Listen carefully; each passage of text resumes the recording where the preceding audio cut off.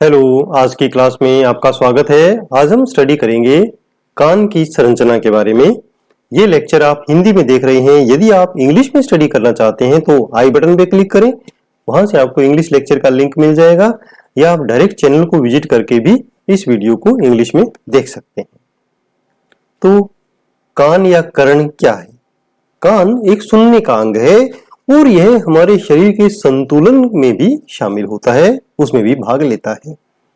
कान के 3 भाग होते हैं, आउटर ईयर या बाहरी कान, मिडल ईयर या मध्य कान और इनर ईयर या आंतरिक कान। सबसे पहले हम देखते हैं कि बाहरी कान क्या है। बाहरी कान में 2 संरचनाएं होती हैं, ये हैं ऑरिकल या पिन्ना और दूसरा है एक्सटर्नल ऑडिटरी कैनाल या external acoustic meatus, this one and this is pinna. The auricle या पिन्ना जो है वो कान का बाहरी भाग है जो हमें दिखाई देता है सिर के दोनों तरफ, ये वाला। ये फाइब्रो इलास्टिक कार्टिलेज से बना होता है और त्वचा या स्किन द्वारा कवर्ड होता है।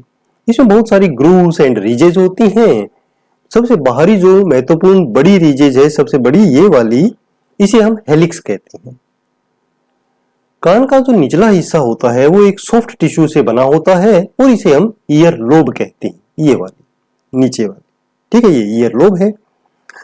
जो ये ओरिकल है, कान की जो ये स्पेशल संरचना है, ये एक फनल के रूप में काम करता है और जब साउंड वेव्स हमारे कान से टकराती हैं तो वो कंसंट्रेट करके भेज दी जाती हैं ईयर कैनाल में और सीधे वो ईयर ड्रम से जाकर टकराती हैं। अब आता है ईयर कैनाल। ईयर कैनाल जो है वो थोड़ी सी स्लाइटली एस शेप्ड होती है और ये 2.5 सेंटीमीटर लंबाई की होती है। ये ओरिकल से शुरू होती है और ईयर ड्रम पर जाकर समाप्त होती है। इसमें स्किन होती है, स्किन से ये लाइंड होती है और इसके अंदर सीरोनियस ग्लैंड्स और हेयर फॉलिकल्स होते हैं ईयर कैनाल के अंदर। सीरोनियस ग्लैंड्स जो हैं वो मॉडिफाइड स्वेट ग्लैंड्स या श्वेत ग्रंथियां होती हैं जो सीरोमिन सेक्रेट करती हैं, जिसे हम ईयर वैक्स या कान का मैल कहते हैं। यह एक चिपचिपा पदार्थ है जिसमें एंजाइम लाइसोजाइम, इम्यूनोग्लोबुलिन सहित कुछ सुरक्षात्मक पदार्थ होते हैं। ईयर कैनाल की एक विशेषताएं हमारे कान को बाहरी खतरों से बचाती हैं।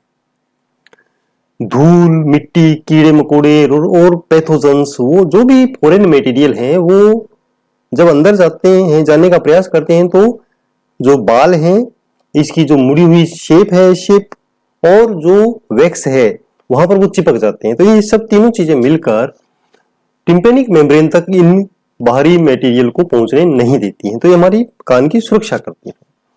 जब हम बातचीत करते हैं या खाना खाते हैं तो जो हमारा टेम्पोरोमैंडिबुलर जॉइंट है वो मूव करता है, तो जो ऑडिटरी कैनाल है उसका बाहरी भाग मूव करता है साथ साथ में, और जो ईयर वैक्स है वो लगातार धीरे धीरे बाहर की तरफ आती रहती है और वहां से फिर आउटर साइड इवन अंगुली से भी उसको निकाल के बाहर फेंक दिया जा सकता है। उसके बाद टिम्पेनिक मेम्ब्रेन आती है, ये भी आउटर ईयर का लास्ट पार्ट है। टिम्पेनिक मेम्ब्रेन, जिसे हम कान का पर्दा या ईयर ड्रम कहते हैं, ये 3 प्रकार के ऊतक से बना होता है। सबसे बाहरी भाग स्किन से बनता है, बीच का फाइबर्स होते हैं और अंदर वाला म्यूकस मेम्ब्रेन का बना होता है। और यह जो अपने कैनाल है उसमें पूरी तरह ऐसे स्ट्रेच्ड रहती है, खींची हुई रहती है। जब बाहर से साउंड वेव्स आती हैं, इसे टकराती हैं, तो ये बहुत ज्यादा तेजी से वाइब्रेट करता है। वाइब्रेशन का काम मेन ईयर ड्रम का है। उसके बाद आता है मिडल ईयर या मध्य कर्ण। ये टेम्पोरल हड्डी के पिट्रस भाग के भीतर एक अनियमित आकार की एक कैविटी होती है। इसे टिम्पेनिक कैविटी या टिम्पेनिक गुहा के नाम से भी जानते हैं। इस गुहा में 3 हड्डियां होती हैं छोटी छोटी, जिन्हें मेलियस, इंकस और स्टेप्स कहते हैं। ये जो तीनों हड्डियां हैं ये एक दूसरे के साथ और ओवल विंडो के साथ मूव करने वाले जॉइंट्स बनाती हैं, एक सीरीज बनाती हैं जॉइंट्स की। इनके आकार के आधार पर, डिजाइन के आधार पर इनके नाम रखे गए हैं। जब ईयर ड्रम में कंपन होता है तो इन तीनों में भी कंपन होता है और फाइनली ये कंपन ओवल विंडो में शिफ्ट कर दिया जाता है। इसी में ही एक यूस्टेकियन ट्यूब होती है जिसका संबंध कनेक्शन होता है हमारी नेजोफेरिंक्स से। इसका काम क्या होता है कि जो बाहरी वातावरण में हवा का दबाव है और जो कान के मिडिल कैविटी में हवा का दबाव है वो सेम हो, ताकि ड्रम इजीली वाइब्रेट कर सके, ये ड्रम वाइब्रेट कर सके। तो ये काम इस यूस्टेकियन ट्यूब से प्रॉपरली हो पाता है। हवा यहां से बाहर जा सकती है और अंदर आ सकती है। उसके बाद आता है इंटरनल ईयर। आंतरिक कान टेम्पोरल हड्डी के भीतर स्थित होता है, जिसे हम बोनी लेबिरिंथ कहते हैं। मुख्य रूप से ये जो कैविटी बनी होती है स्पेशल, इसे हम बोनी लेबिरिंथ कहते हैं। और इसके अंदर मेम्ब्रेनस स्ट्रक्चर होती है जिसकी स्ट्रक्चर सेम होती है, सेम शेप होती है जैसे बोनी लेबिरिंथ की है, और उसे हम मेम्ब्रेनस लेबिरिंथ कहते हैं।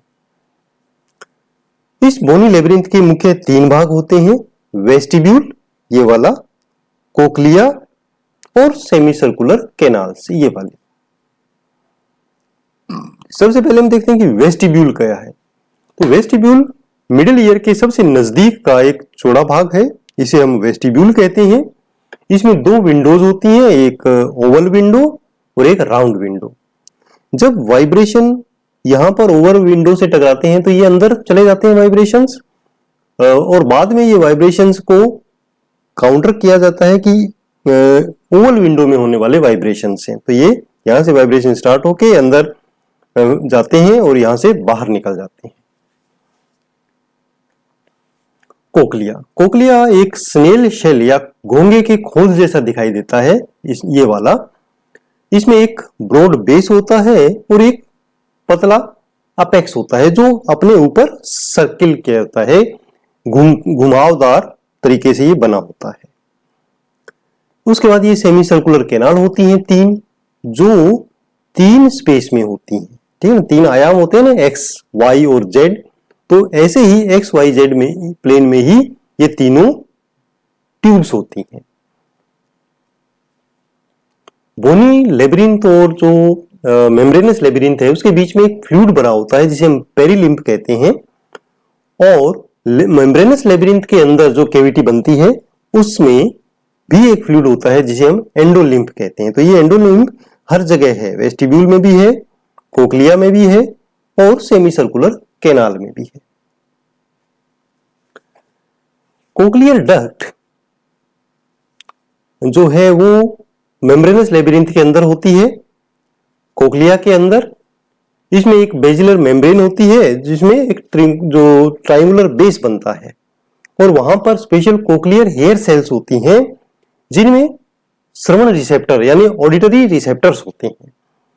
ये कोशिकाएं कोर्टी के स्पाइरल ऑर्गन या ऑर्गन ऑफ कोर्टी का निर्माण करती हैं, जिसे ही मेन हियरिंग ऑर्गन कहते हैं, और ये तंत्रिका आवेगों को शुरू करके उसको नर्व्स के माध्यम से ब्रेन तक प्रेषित करती हैं। सुनने की प्रक्रिया या physiology of hearing.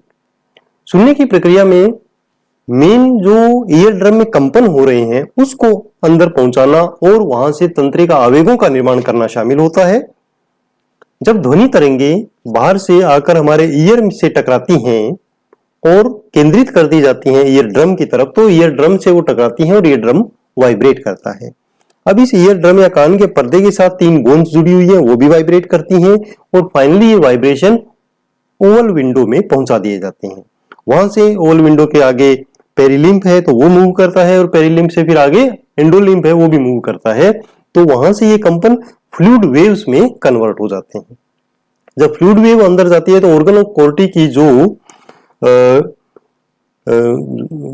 Hair cells हैं वो वाइब्रेट करते हैं, और उन हेयर सेल में जो वाइब्रेट करते हैं तो वो उस मूवमेंट के बेस पर तंत्रिका आवेग या नर्व इंपल्स क्रिएट होते हैं, और वो nerve impulse 8th cranial nerve के द्वारा प्रेषित कर दिए जाते हैं हमारे ब्रेन में टेम्पोरल लोब में, और वहां पर हमें जो वर्ड्स हैं, साउंड है, वो सुनाई देती है।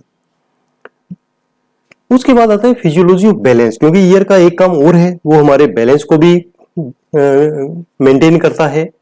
तो ये बैलेंस मेंटेन होता है सेमी सर्कुलर कैनाल्स और वेस्टिब्यूल्स के माध्यम से। सेमी सर्कुलर कैनाल्स के अंदर भी स्पेशल हेयर सेल्स होती हैं। जब हमारा शरीर, हमारा जो हेड है वो मूव करता है एनवायरनमेंट के अंदर, तो उसके अंदर फ्लूइड जो है एंडोलिम्फ वो भी मूव करता है और हेयर सेल्स भी उसके साथ मूव करती हैं।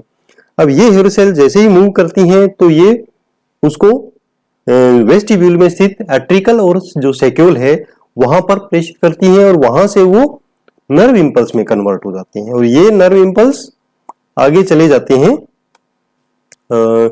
एट्थ क्रेनियल नर्व के वेस्टिब्यूलर पार्ट के द्वारा ब्रेन के अंदर, और वहां से हमें हमारी बॉडी की पोजीशन और पोस्चर का पता लगता है। चाहे हमने आंखें बंद की हो वो अपने आप मैसेज चला जाएगा कि हमारा जो पोजीशन है वो कैसी है। तो इसे हम कहते हैं फिजियोलॉजी ऑफ बैलेंस।